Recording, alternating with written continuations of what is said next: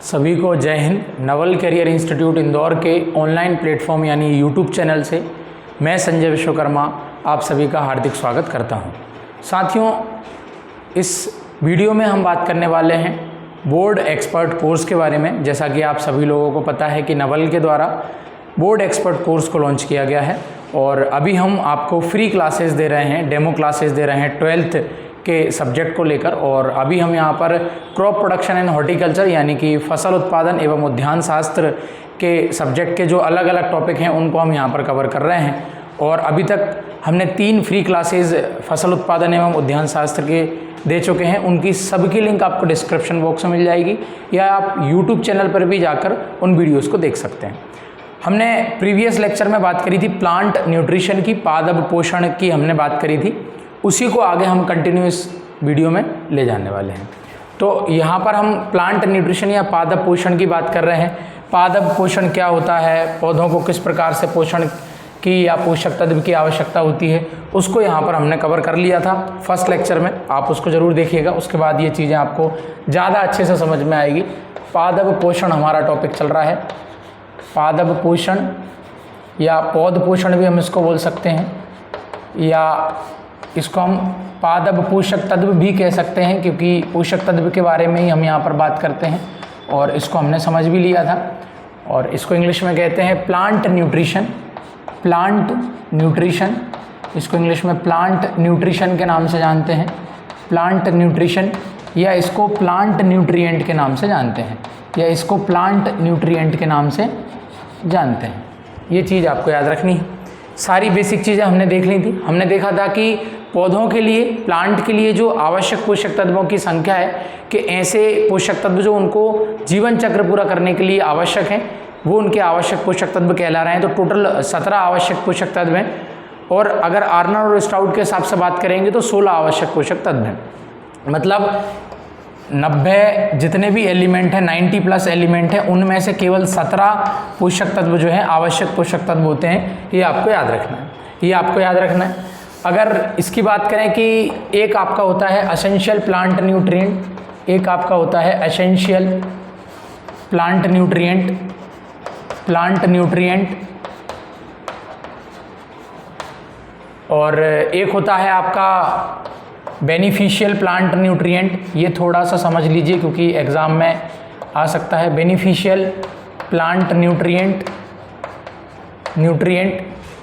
इसको हम हिंदी में बोलते हैं आवश्यक पोषक तत्व, आवश्यक पोषक तत्व, और इसको हम बोलते हैं लाभदायक पोषक तत्व, लाभदायक पोषक तत्व, लाभदायक पोषक तत्व। आवश्यक पोषक तत्वों की संख्या आपको पता है, ये 16 है आर्नर और स्टाउट के हिसाब से, और जो बेनिफिशियल पोषक तत्व हैं इनकी संख्या है 4। टोटल मिला के जो बनता है वो बनता है 20। और इसको हम कहते हैं, इसको हम बोलते हैं functional plant nutrient, functional plant nutrient, या इसको बोलते हैं हम कार्यात्मक पोषक तत्व। ये आप याद रख लीजिएगा, इंपॉर्टेंट है ये, कार्यात्मक पोषक तत्व। मतलब कि 16 आवश्यक पोषक तत्व और 4 लाभदायक पोषक तत्व मिलाकर जो बनता है उसको हम बोलते हैं कार्यात्मक पोषक तत्व। ये डीजे निकोलस ने दिया था, एक वैज्ञानिक है, उन्होंने दिया था, और 1960-65 के आसपास, 1963 के आसपास ये दिया था। इसलिए उस टाइम तो 16 ही आवश्यक पोषक तत्व थे, और 17वां जो पोषक तत्व है उसको हमने पौधों के लिए आवश्यकता की सूची में 2010 में ऐड किया है। तो ये पुराना कॉन्सेप्ट है, किसी किसी किताब में आपको टोटल 21 भी मिल सकते हैं। जो लाभदायक पोषक तत्व में उसमें आपका है बेनिडियम, सिलिकॉन, कोबाल्ट और सोडियम। ये 4 जो है वो पौधों के लिए लाभदायक होते हैं। आवश्यक तो 16 हो गए और एक और ऐड हो गया है 17। जो लाभदायक हैं वो हैं 4। मतलब इनको पौधे को अगर दिया जाए तो पौधे को लाभ ही होगा। जैसे आप सब लोग जानते हैं, ये जो सिलिकॉन हम ऐसा ही लिख रहे हैं, ये धान की खेत में अलग से दिया जाता है और ये पौधे को फ़ायदा भी करता है, लाभ भी पहुंचाता है। तो बेनिडियम, सिलिकॉन, कोबाल्ट और सोडियम ये लाभदायक पोषक तत्व की श्रेणी में आते हैं। तो टोटल जो फंक्शनल प्लांट न्यूट्रिएंट हो जाते हैं, कार्यात्मक पोषक तत्व हो जाते हैं, वो 20 हो जाते हैं। ये आपको याद रखना है। इम्पॉर्टेंट है, अगर इस प्रकार से कभी पूछ ले कार्यात्मक पोषक तत्व किसे कहते हैं तो आप इसको लिख सकते हैं। आगे हम समझें कि अगर ये पोषक तत्व पौधे के लिए आवश्यक हैं, ये जो प्लांट न्यूट्रिएंट जो कि प्लांट के लिए या किसी भी फल सब्जी या पेड़ के लिए आवश्यक हैं, तो इनकी जो कमी के लक्षण है वो कहाँ पर हमको दिखेंगे, ये हमको याद रख लेना है। जैसे हम बात कर रहे हैं कमी के लक्षण, कमी के लक्षण हम लिख रहे हैं, या डिफिशियंसी सिम्टम की हम बात कर रहे हैं। डिफिशियंसी सिम्टम जो पत्तियों पर नज़र आएंगे या पौधे के किसी अन्य भाग पर नज़र आएंगे, ठीक है, इम्पॉर्टेंट है। जैसे मान के चलिए ये एक पौधा है, ये इसका जड़ क्षेत्र है, ये पत्तियां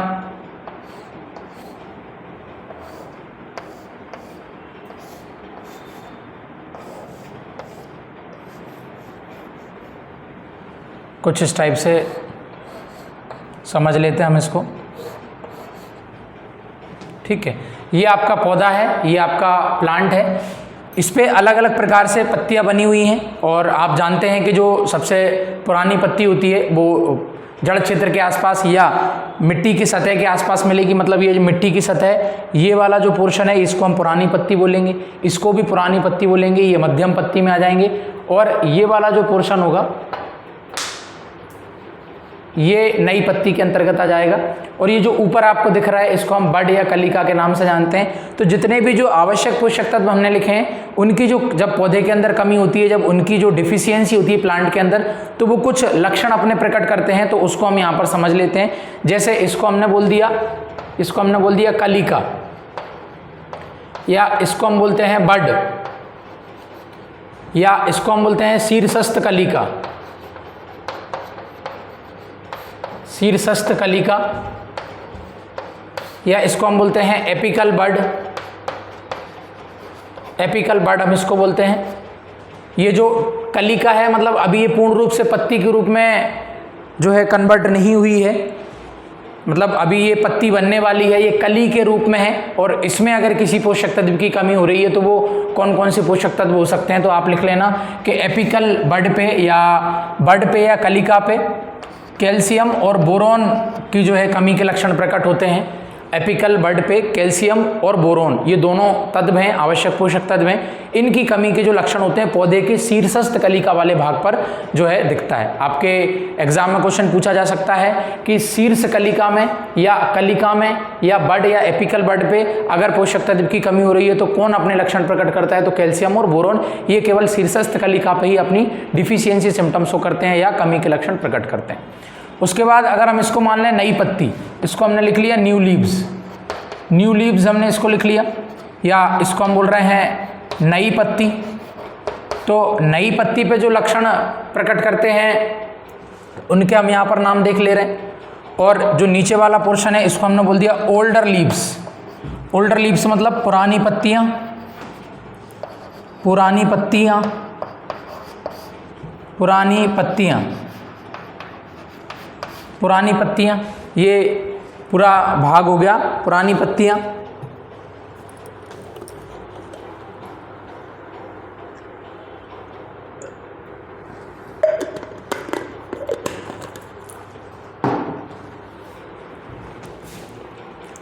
ओल्डर लीव्स पे जो पोषक तत्व अपने कमी के लक्षण प्रकट करेंगे वो है NPK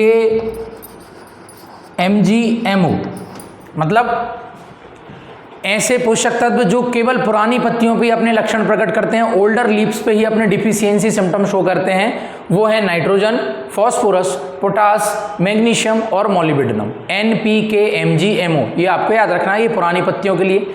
अगर नई पत्ती की बात करेंगे हम तो Mn FeCUS, मतलब मैग्नीज, आयरन, कॉपर और सल्फर। मैग्नीज, आयरन, कॉपर और सल्फर, इसको हिंदी में लोहा बोलते हैं, इसको तांबा बोलते हैं, इसको गंधक बोलते हैं और इसको मैग्नीज ही बोलते हैं। ये मैग्नीज है और ये मैग्नीशियम है, दोनों में अंतर होता है और आपको इनको याद रखना है। तो इस प्रकार से आप लिख सकते हो।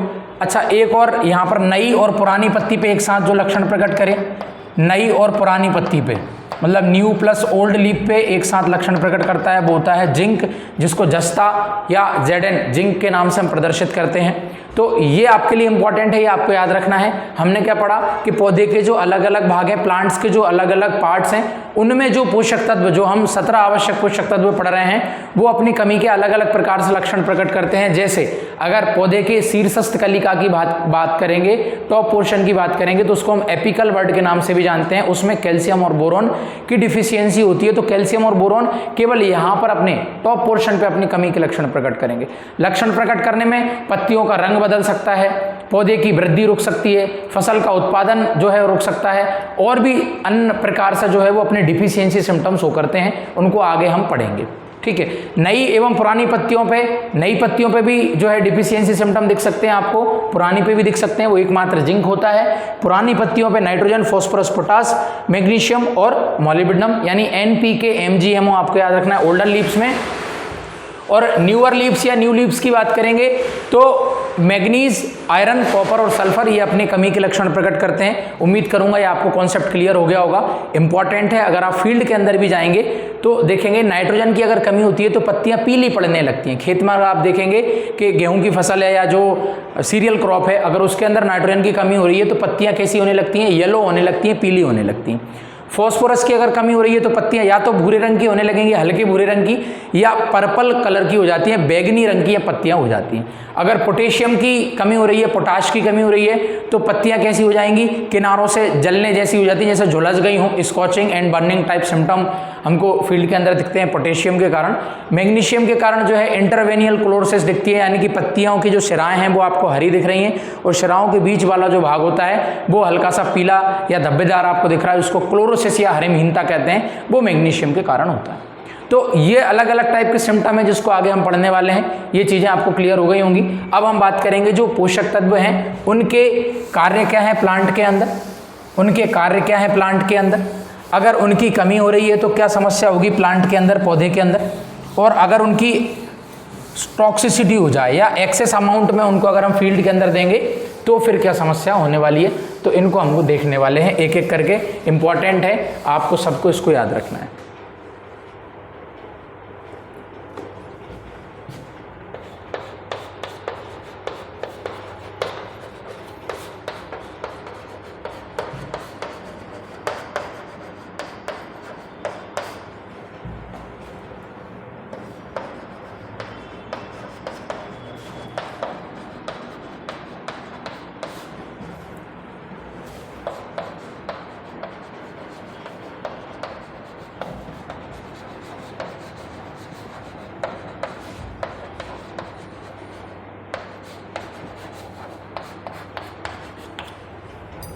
न्यूट्रिएंट्स, तो सबसे पहले हम नाइट्रोजन की बात करेंगे।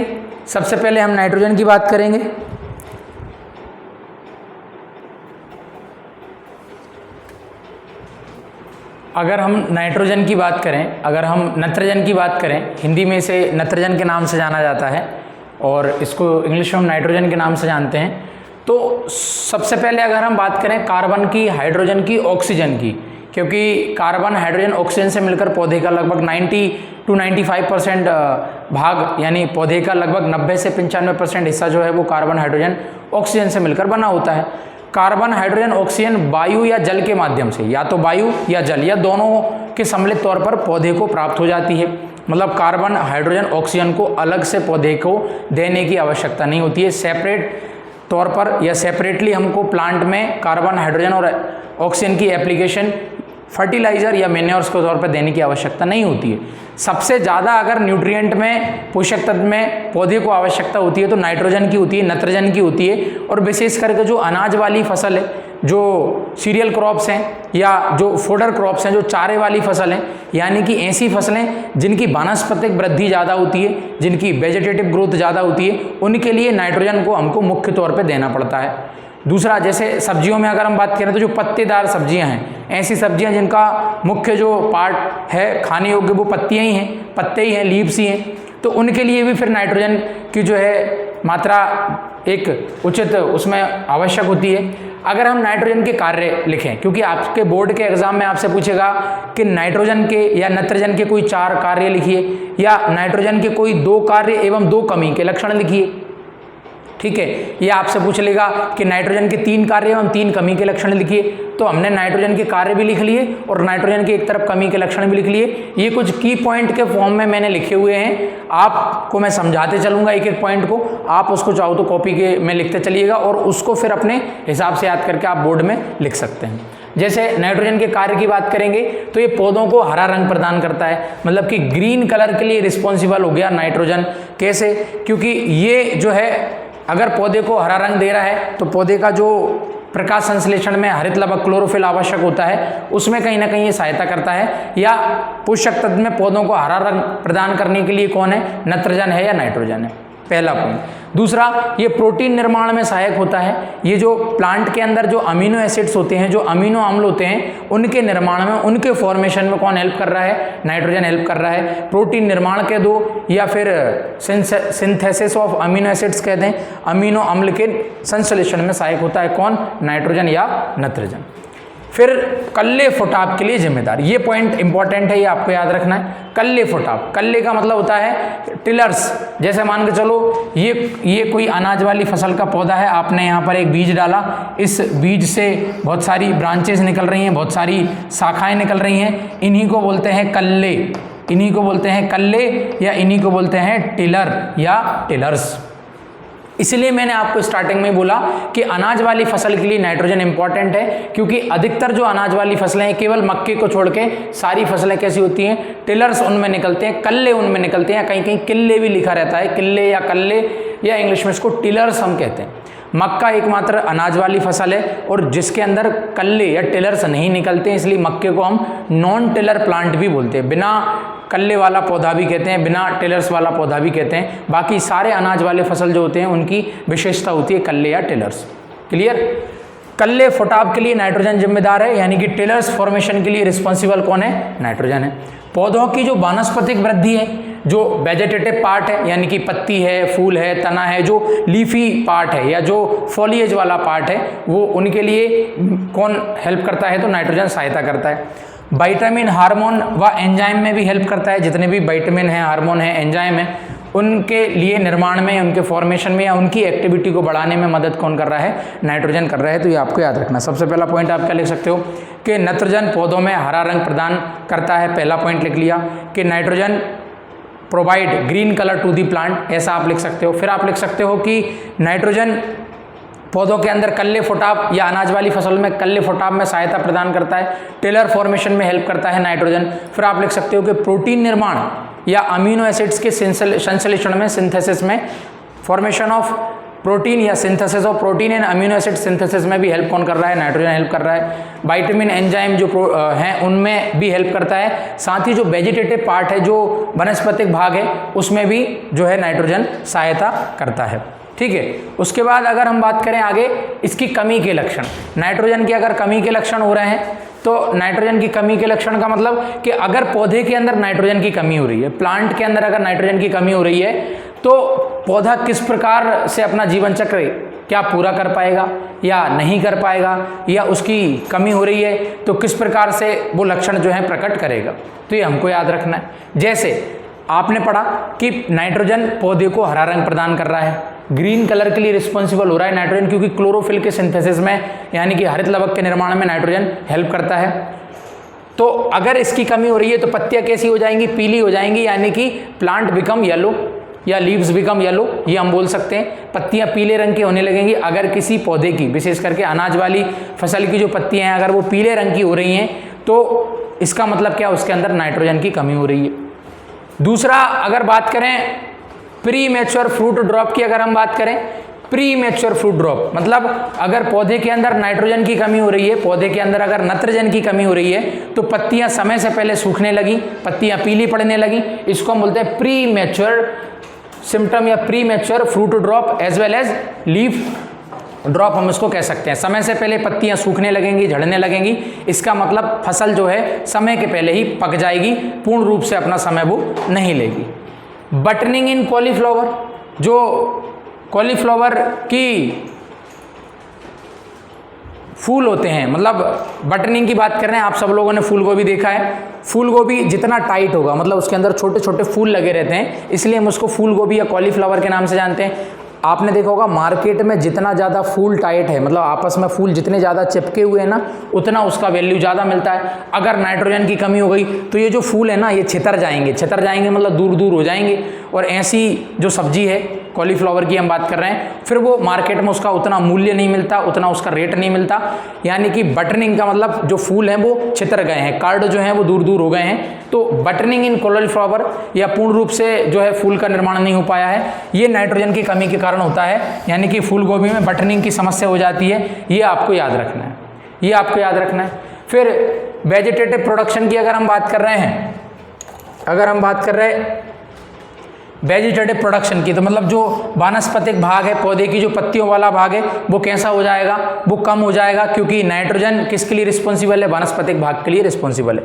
और अनफॉर्चुनेटली क्या हो जाएगा, आपका जो उपज है, जो आपकी पैदावार आपको मिलने वाली है, वो कम हो जाती है। एक बात और, आप किसी भी पोषक तत्व की कमी के लक्षण लिख रहे हैं, उनके कार्य लिख रहे हैं, तो उनमें आप 2 पॉइंट तो अपने हिसाब से लिख सकते हैं कि इसकी कमी से उपज में गिरावट आ जाती है, इसकी कमी से दाने में गिरावट आ जाती है, या ये तो कमी के लक्षण हो गए। अगर कार्य की बात करेंगे तो इस पोषक तत्व से उपज बढ़ जाती है, दाना बढ़ जाता है, पौधा स्वस्थ रहता है। ये 3-4 पॉइंट तो हम लिख सकते हैं किसी भी पोषक तत्व में, चाहे नाइट्रोजन की बात कर लें, चाहे फास्फोरस की बात कर लें, चाहे पोटास की बात कर लें, कैल्शियम, सल्फर, जो मुख्य पोषक तत्व हैं उनमें तो हम लिख ही सकते हैं, ठीक है। और अधिकतर आपके जो एग्जाम में पूछा जाता है वो नाइट्रोजन के कार्य, फास्फोरस के कार्य या पोटाश के कार्य, एनपीके में से ही हर साल आपके एग्जाम में क्वेश्चन पूछा जाता है। तो अभी हमने जो है बात कर ली है नाइट्रोजन की, अब हम बात करेंगे फास्फोरस की।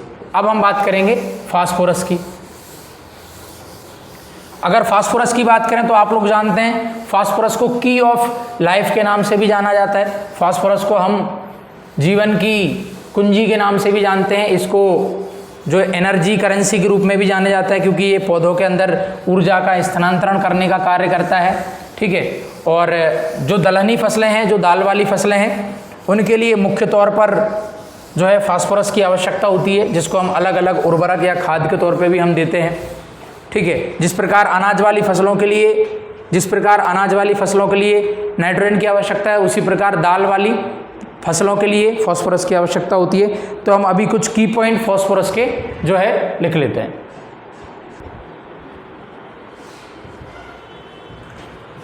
फास्फोरस की अगर हम बात करें तो फास्फोरस के हमने कार्य एक तरफ लिख लिए और एक तरफ हमने इसके कमी के लक्षण लिख लिए। इनको हम समझते चलेंगे जैसे नाइट्रोजन को समझा।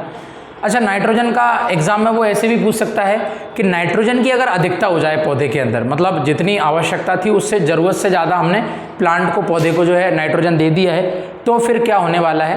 तो अगर नाइट्रोजन को हम अधिक मात्रा में दे दें, यानी कि एक्सेस अमाउंट ऑफ नाइट्रोजन की एप्लीकेशन हम प्लांट को दे दें, या टॉक्सिसिटी बोल सकें कि नाइट्रोजन की पौधे के अंदर अधिकता हो गई, टॉक्सिसिटी हो गई, उसके कारण क्या होगा, तो जो लीफी पार्ट है, जो वानस्पतिक भाग है, वो ज़रूरत से ज़्यादा ग्रोथ कर लेगा और पौधों का गहरा हरा रंग हो जाएगा, यानी कि डार्क ग्रीन कलर के जो है प्लांट हो जाएंगे, जिसके कारण जो कीट हैं, जो बीमारियां हैं, यानी कि इंसेक्ट है, डिसीज़ है, उनका अटैक ज़्यादा होगा, उनका आक्रमण ज़्यादा होगा। और गन्ने के अंदर जो शुगर की मात्रा है वो कम हो जाएगी, गन्ना पतला हो जाएगा।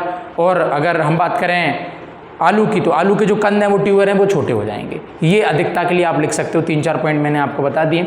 फास्फोरस की बात करें, जिसको हिंदी में हम स्फुर के नाम से जानते हैं, फास्फोरस या स्फुर, इसके अगर बात करें तो ये न्यूक्लिक एसिड एंड फाइटिन के फॉर्मेशन में हेल्प करता है, न्यूक्लिक अम्ल और फाइटिन के निर्माण में सहायक होता है। पहला पॉइंट आप ये लिख सकते हैं।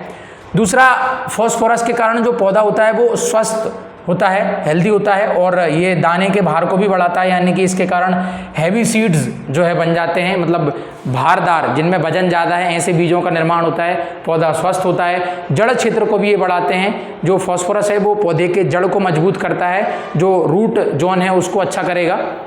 और जैसा कि हमने पढ़ा कि ये जो दाल वाली फसलें हैं, ये जो लेग्यूम क्रॉप्स है, उनके लिए फास्फोरस इंपॉर्टेंट होता है, उनके लिए फास्फोरस जो है विशेष तौर पे दिया जाता है, क्योंकि ये जो जड़ ग्रंथियाँ होती हैं, दाल वाली फसल की जो जड़ ग्रंथियाँ होती हैं, आप जानते हैं कि दाल वाली फसल की जो जड़ें होती हैं, मतलब दलहनी फसलों की जो जड़ें होती हैं, लेग्यूम क्रॉप की जो रूट्स होती हैं, उनके अंदर गांठें पाई जाती हैं, उनके अंदर नोड्यूल्स पाए जाते हैं, और उन गांठानों में, उन नोड्यूल्स में राइजोबियम बैक्टीरिया पाया जाता है जो वायुमंडल की नाइट्रोजन को स्थिर करने का काम करता है। इसलिए हमने देखा है कि जो दाल वाली फसल है उनको ज़्यादा नाइट्रोजन की आवश्यकता नहीं होती है, क्योंकि उनके जड़ क्षेत्र में नोड्यूल पाए जा रहे हैं, जड़ ग्रंथियाँ पाई जा रही हैं, उनके कारण उनको अलग से नाइट्रोजन की आवश्यकता कम पड़ती है। ठीक है, तो इसलिए फॉस्फोरस उनको ज़्यादा मात्रा में दिया जाता है। आपको याद रखना है कि अनाज वाली फसल को हम नाइट्रोजन ज़्यादा देते हैं, जबकि दाल वाली फसल को हम फास्फोरस ज़्यादा देते हैं। ठीक है, लेग्यूम रूट नोड्यूल डेवलपमेंट में हेल्प करता है। इसको की ऑफ लाइफ बोलते हैं। की ऑफ लाइफ इसलिए बोलते हैं कि जितने भी पोषक तत्व हैं उनमें से फास्फोरस एकमात्र ऐसा पोषक तत्व है जिसकी अगर प्लांट के अंदर कमी हो जाए तो पौधा अपना जीवन चक्र पूरा नहीं कर सकता, इसलिए हम इसको की ऑफ लाइफ भी बोलते हैं। ये ऊर्जा का स्थानांतरण करता है एक जगह से दूसरी जगह, इसलिए हम इसको एनर्जी करेंसी के नाम से भी जानते हैं। ये चीज़ें आपको याद रखनी है। प्लस ये फसल को गिरने से रोकता है। आपने देखा होगा कि जो अनाज वाली फसल होती है, जो सीरियल्स क्रॉप होती है, उसमें लेटने की समस्या होती है। विशेष करके गेहूं की बात करें या हम धान की बात करें तो पकने के पहले वो ज़मीन पर बिछ जाती है, उसको हम बोलते हैं लॉजिंग या उसको बोलते हैं लेटना। लॉजिंग या लेटना हम उसको बोलते हैं। अगर पौधे का जड़ क्षेत्र मजबूत है, जड़ तंत्र रूट जोन अगर उसका मजबूत है तो उसके कारण ये फसल को लेटने नहीं देगा। कौन? फास्फोरस। इसलिए हम इसको एंटी लॉजिंग एलिमेंट या एंटी लॉजिंग न्यूट्रिएंट के नाम से भी जानते हैं। क्लियर हो गया आपको? ये इसके कार्य हैं, ये 4-5 कार्य हैं। आप 2-3 भी याद करके लिख सकते हैं, जितना आपकी परीक्षा में 2 या 3 पूछता है, अधिकतम 4 पूछ लेगा कि फास्फोरस के 4 कार्य लिखिए या फास्फोरस के 2 कार्य एवं 2 कमी के लक्षण लिखिए। तो अगर कमी के लक्षण की हम बात करेंगे, डिफिशियंसी सिम्टम की बात करेंगे, तो जैसा कि नाइट्रोजन की कमी के कारण पत्तियां पीली पड़ रही थी, ऐसे ही फास्फोरस की कमी के कारण जो पत्तियां हैं वो बैगनी रंग की हो जाती हैं, जो लीव्स होती हैं वो पर्पल कलर की हो जाती हैं या ब्राउन टू पर्पल कलर, यानी कि भूरे से बैगनी कलर की पत्तियां हो जाती हैं। ये आपको पॉइंट याद रखना है। जड़ कमज़ोर हो जाएगी, जो रूट का एरिया है वो कमज़ोर हो जाएगा, जिसके कारण फसल लेटने लगेगी या जो नोड्यूल्स हैं वो कम बन पाएंगे। तो अल्टीमेटली क्या होगा, हमारा जो उपज है, जो उत्पादन है वो हमारा कम हो जाएगा। पत्तियां जो होती हैं वो प्याले के आकार की हो जाती हैं, सिकल लीफ टाइप की यहाँ पर आपको समस्या देखने को मिलती है। प्याले या हंसिया आकार की पत्तियां हो जाती है और लॉजिंग जो है वो इंक्रीज हो जाती है और इसके साथ ही फसल का जो उत्पादन है वो कम हो जाता है। ये आपको फास्फोरस से रिलेटेड पॉइंट्स आपको याद रखने हैं। ये आपको फास्फोरस से रिलेटेड पॉइंट्स आपको याद रखने हैं। अब अगर हम फास्फोरस के बाद अगर हम पोटास की बात करें या पोटेशियम की बात करें, पोटास या पोटेशियम की बात करें, तो पोटेशियम जो पत्ती के रंध्र होते हैं, लिख लेते हैं हम उनको।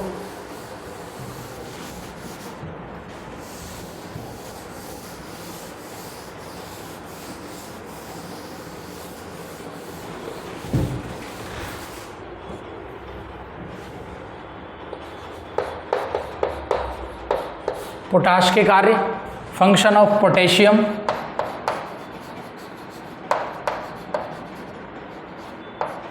फंक्शन ऑफ पोटेशियम, और एक तरफ हम लिखेंगे पोटास की कमी के लक्षण।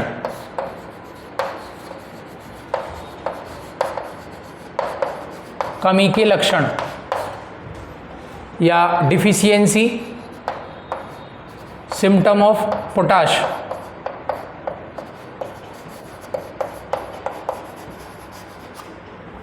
पोटाश के कार्य में आप सबसे पहले लिख सकते हो कि ये इसको पोटाश बोलते हैं या इसको पोटेशियम भी बोलते हैं, दोनों एक ही है। इसमें आप पहला पॉइंट लिख सकते हो कि ये पौधे के अंदर रोग प्रतिरोधक क्षमता, पौधों में रोग प्रतिरोधक क्षमता पैदा करता है या बढ़ाता है। रोग प्रतिरोधक क्षमता बढ़ाता है, पहला पॉइंट तो आपको ये लिखना है। फास्फोरस भी बढ़ाता है लेकिन अधिक मात्रा में पोटाश बढ़ाता है। रोग प्रतिरोधक क्षमता बढ़ाता है यानी कि डिजीज़ रेजिस्टेंस कैपेसिटी को इंक्रीज करता है या पौधे को डिजीज़ रेजिस्टेंस बनाता है। रेजिस्टेंस का मतलब होता है प्रतिरोधक क्षमता, कि पौधे में रोग कम लगेंगे, बीमारियां कम लगेंगी। तो पौधे के अंदर रोग प्रतिरोधक क्षमता या डिजीज़ रेजिस्टेंस कैपेसिटी कौन बढ़ाता है? तो पोटाश का पहला कार्य होगा, ये आपको याद रखना है। दूसरा, ये पौधे को सूखा प्रतिरोधी बनाता है। ये पौधे को सूखा प्रतिरोधी बनाता है। ये पौधे को सूखा प्रतिरोधी यानी कि ड्रॉट रेजिस्टेंस बनाता है, ये आपको याद रखना है। ड्रॉट रेजिस्टेंस यानी कि पौधे में पानी की कमी नहीं होने देगा, इसलिए हम इसको स्ट्रेस अवॉइडर भी बोलते हैं। इसको स्ट्रेस अवॉइडर यानी कि सूखे से बचाने वाला जो तत्व है, और कई बार एग्जाम में पूछा भी गया है। अगर आगे आप किसी एंट्रेंस या कॉम्पिटिटिव एग्जाम की तैयारी करेंगे तब आपको जानकारी मिलेगी। पौधों में रोग प्रतिरोधक क्षमता कौन दे रहा है? पोटाश दे रहा है। पौधों में सूखा प्रतिरोधी क्षमता यानी कि ड्रॉट रेजिस्टेंस कैपेसिटी कौन दे रहा है? पोटाश दे रहा है। ये पॉइंट आपने लिख लिए। फिर उसके बाद ये सूखा प्रतिरोधी क्षमता कैसे देता है कि आपने देखा है कि पत्तियों में स्टोमेटा पाए जाते हैं जिनको हम रंध्र बोलते हैं, उनका खुलने एवं बंद होने का सिद्धांत रहता है। तो उसमें ही पोटाश क्या होता है? रंध्र को खोलने एवं बंद करने में सहायता प्रदान करता है और कार्य करता है। अगर पौधे के अंदर पानी की कमी हो रही है तो ये स्टोमेटा को बंद कर देता है, रंध्र को क्लोज कर देता है, जिसके कारण पौधे में जो है ड्रॉट रेजिस्टेंस कैपेसिटी रहती है या ये जो ट्रांसपायरेशन होता है उसको कम करता है, इसलिए हम इसको स्ट्रेस अवॉइडर बोलते हैं। दूसरा जो शुगर है या गन्ने के अंदर जो शुगर होती है, शुगर का ट्रांसलोकेशन करता है, ट्रांसलोकेशन में हेल्प करता है, ट्रांसलोकेशन ऑफ शुगर में ये हेल्प करता है। शर्करा के स्थानांतरण में हेल्प करता है, शर्करा के स्थानांतरण में ये मदद करता है। ये पॉइंट आपको याद रखना है, शर्करा के स्थानांतरण में मदद करता है। प्लस ये जो फल हैं, ये जो फ्रूट्स होते हैं उनमें चमक बढ़ाता है। दाने का भार और दाने की चमक फास्फोरस बढ़ा रहा है, लेकिन फलों की जो चमक होती है, फलों में जो शाइनिंग होती है, उनको जो है पोटाश बढ़ाता है। ठीक है, ये आपको याद रखना है। ये इंपॉर्टेंट की पॉइंट्स हैं जो आपको सबको याद रखने हैं। प्लस ये और भी अन्य प्रकार से मदद करता है।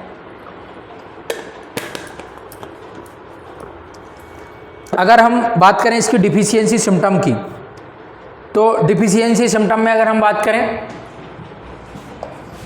पहला तो scorching and burning, scorching and burning मतलब पत्तियां आपको झुलसी हुई दिखेंगी, इसकी कमी अगर होगी तो पत्तियां झुलसी हुई दिखेंगी, पत्तियां झुलस जाती हैं। प्लस आलू के अंदर ट्यूबर का फॉर्मेशन कम होगा, आलू के अंदर जो कंद का निर्माण है वो कम होगा। अगर इसकी कमी हो जाएगी तो शुगर के अंदर, शुगर केन के अंदर शुगर का जो कंटेंट है, मतलब कि जो शर्करा का जो निर्माण है वो कम हो जाएगा। पौधे के अंदर पानी की कमी हो जाएगी क्योंकि ये पानी की बचत करवा रहा था, स्ट्रेस अवॉइडर था। ये की पॉइंट आप लिख सकते हैं। फलों की जो चमक है वो कम हो जाएगी, फलों का उपज कम हो जाएगा। ये की पॉइंट्स आप लिख सकते हैं। ठीक है, तो इस वीडियो में हमने नाइट्रोजन के क्या कार्य हैं उसको पढ़ा। नाइट्रोजन की कमी के लक्षण, फास्फोरस के कार्य, फास्फोरस के कमी के लक्षण, पोटाश के कार्य, पोटाश के कमी के लक्षण, और पौधों के अलग अलग भागों में जो पोषक तत्व की कमी होती है उनमें किस प्रकार से जो सिम्टम हमको देखने को मिलते हैं उनको हमने यहाँ पर पढ़ा। ये पादप पोषण का जो है लेक्चर था और ये काफ़ी इंपॉर्टेंट लेक्चर है, आप इसको स्किप मत कीजिएगा। अगर आप एक बार में कोई पॉइंट्स नहीं समझ पाएँ तो वीडियो को दोबारा से देखिएगा, क्योंकि ये सिंगल वीडियो, एकमात्र ऐसी सिंगल वीडियो है पादप पोषण की जिसमें से पक्का क्वेश्चन आने की संभावना है, 100% क्वेश्चन आने की संभावना है, क्योंकि इसमें हमने नाइट्रोजन को कवर किया है, फास्फोरस और पोटाश को। और आप देखते हैं कि हर साल NPK में से ही किसी एक से क्वेश्चन या दो में से क्वेश्चन आ जाता है कि 2 कार्य नाइट्रोजन के लिखो और 2 फास्फोरस की कमी के लक्षण लिखो, तो दोनों को मिक्स करके कई बार पूछ लिया गया है। तो ये जो लेक्चर है इसमें हमने पादप पोषण में NPK को समझा है। उम्मीद करूंगा यहाँ तक आपको बहुत सारे कॉन्सेप्ट क्लियर हो गए होंगे। इस वीडियो को अपने दोस्तों के साथ शेयर करना है। चैनल पर नए हो तो चैनल को सब्सक्राइब कीजिएगा। मिलेंगे किसी नई वीडियो में नए अपडेट के साथ, तब तक के लिए जय हिंद, जय भारत।